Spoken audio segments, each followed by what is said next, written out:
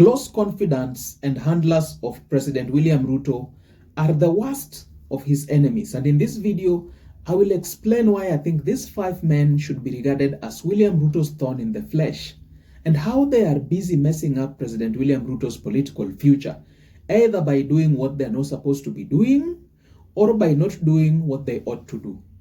Gathoni wa Mushomba starts us off with how messy and careless William Ruto's inner circle has become. So I think the president need to be very careful. When he came to Githunguri, the last time he visited Githunguri, he pronounced himself and said, I support your milk sector, and I'm going to give you 25 milk coolers. And everybody was clapping for him, cheering. 1.5 years down the line, the coolers have never been delivered. Nobody has ever come to tell us what happened after the president promised coolers. Yes, I have. I've even written a letter.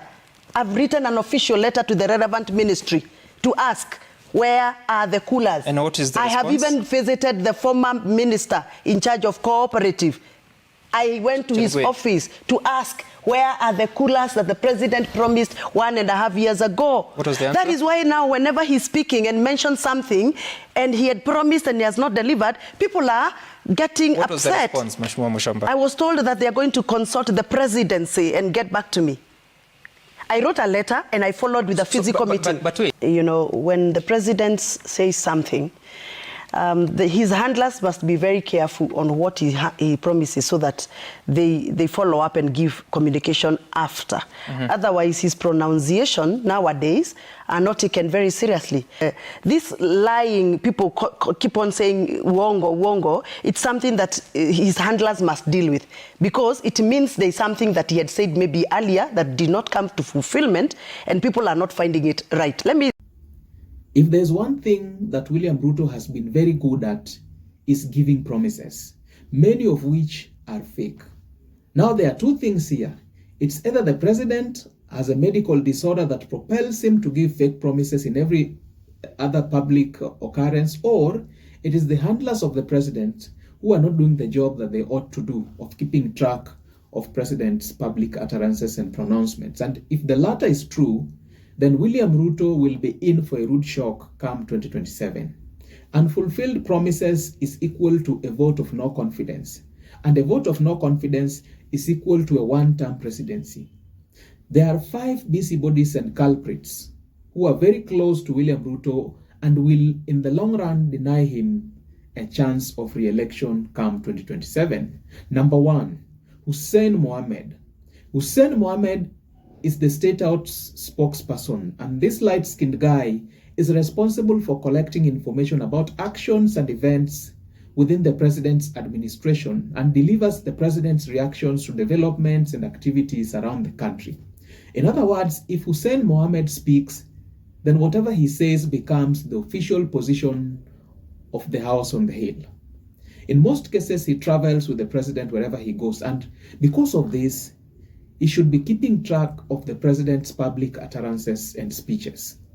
In fact, I think he is one of the presidential speechwriters. If the president does not keep his promises, as we shall continue to witness in the coming days, it is either the president is simply delusional or Hussein Muhammad is not doing his job. Number 2, Kithure Kindiki.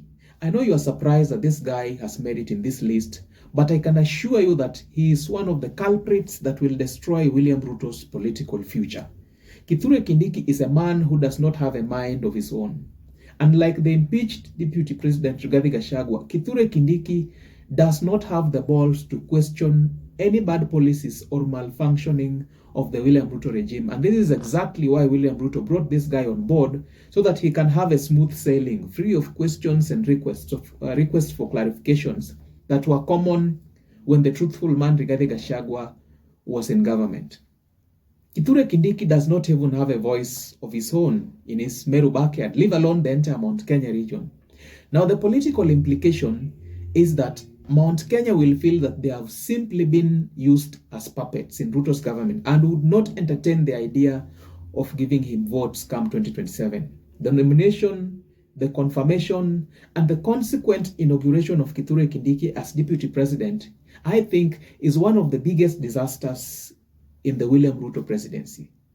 Number 3, Kimani Ichung'wah, the guy with the dimple. Now Kimani Ichung'wah is the majority leader in the National Assembly.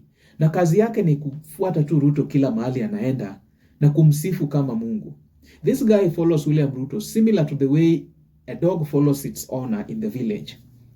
Stop telling people at night that William Ruto is a one-term president and you will marshal your community to undermine, to sabotage the government of President William Ruto so that he feels that you become president. Now, like the president, Ichung'wah is one of the biggest liars who cannot dare tell William Ruto the truth about the ground. Usiku na mchana he lies to the president of how the mountain is behind him. But we know what happened the other day when the crowds that were gathered in Hembu heckled Ruto and Kindiki and boastfully cheered Rigathi Gachagua and Uhuru Kenyatta.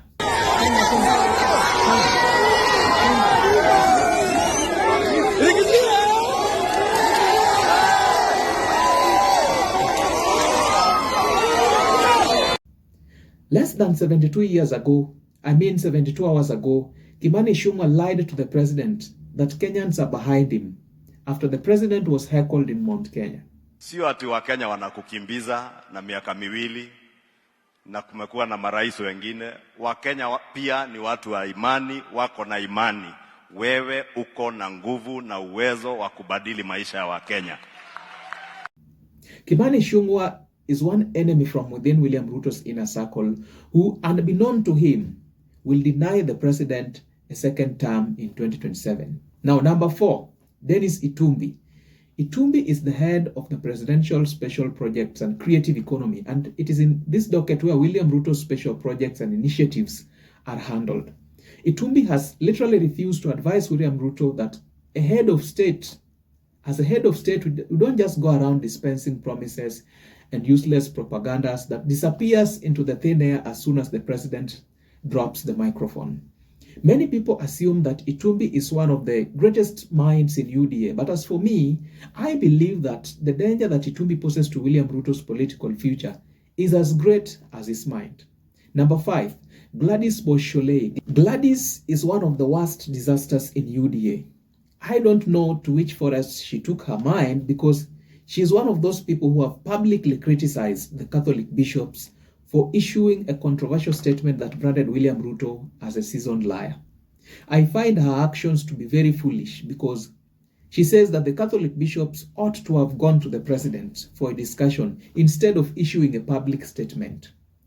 That the bishops of every type of church in Kenya, every denomination, can get an audience with the head of state today because our head of state has leaned on the church for all his life.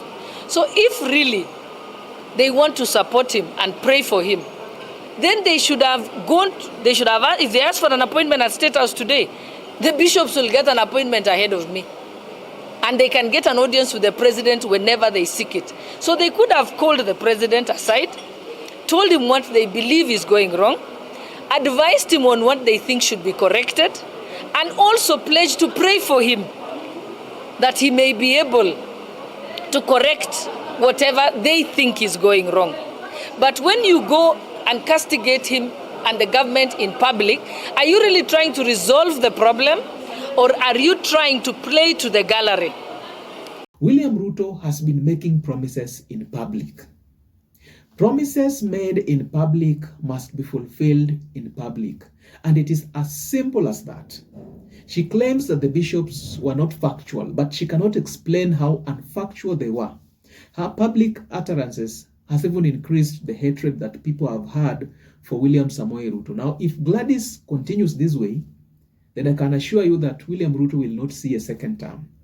Mwai Kibaki led Kenya for 10 years, but he simply did the job and he was supposed to do without giving daily dose of promises and propaganda that has now characterized William Ruto's leadership. The office of the presidency is a higher office of dignity and respect, and it should be taken in high regard. If William Ruto does not fulfill his promises, nobody will have the guts to re-elect such an administration in office come 2027, because Kenyans, unlike in the days past, they are no longer fools. Now, Ladies and gentlemen, I want us to interact in the comment section. Let me know what I have omitted, the kind of politicians that I have omitted, and how they will influence William Ruto's presidential bid come 2027. Let me know if I should have included people like Silvana Sosoro, David Ndii, and the likes of Isaac Mwaura. Please don't forget to like, subscribe, and hit the notification bell for more informative content such as this.